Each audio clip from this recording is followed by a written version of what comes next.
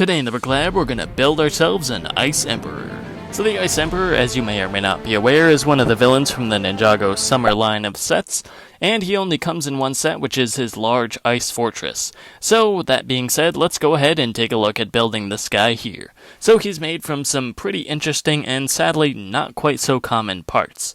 But we'll break that down real quick. The weapon is going to be the easiest part. That kind of resembles the weapon that the actual minifigure has. Kind of a curved blade at the end of a staff. I can't remember the exact name. I think it's like a naginata or something, but don't quote me on the pronunciation.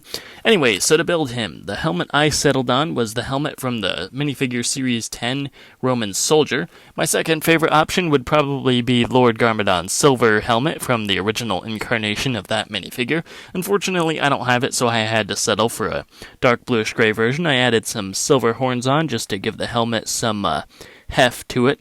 Although, I guess if you want, you could just leave it as is, because that looks pretty cool too. Going on from there, my next favorite would be this helmet, which is from one of the old castle sets. It is unfortunately no longer in production anymore, but it's still available on Bricklink for pretty cheap, so I would go ahead and snap that up if you can. The only problem is it doesn't really match the color scheme, which is why I didn't start out with that right off the bat. I'm sure there are probably some silver or gray ones out there too. Next up, we have this helmet, which is from the Hands of Time. It doesn't really fit in with the ice motif of the Ice Emperor's domain, but I guess you could always invent a story to fit it in somehow. And lastly, helmet-wise, we have the good old helmet from Lego Ninjago movie Lord Garmadon. Again, the reason why I don't want to use this is because it's black and it kind of really doesn't look good with the whole ice theme, but it does. But shape-wise, it's pretty cool, and barring all else, it doesn't look terrible, so there's always that. And moving on to the head here, the head I used was actually from one of the Pirates of the Caribbean minifigures from the Silent Mary set. There were a couple of good heads in that set, and this is one of them. It's trans clear with some white printing on it, and it really looks very... I mean, it's, I guess, meant to be ghostly, but it does look very cool as a sort of ice effect, too.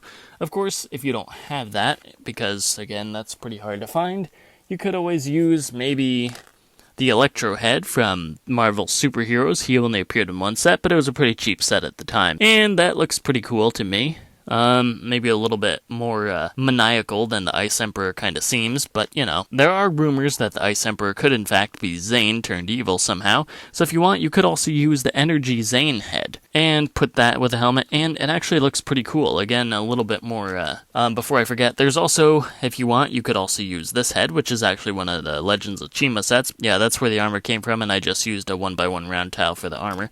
The torso and legs are from that same Electro minifigure from Superheroes.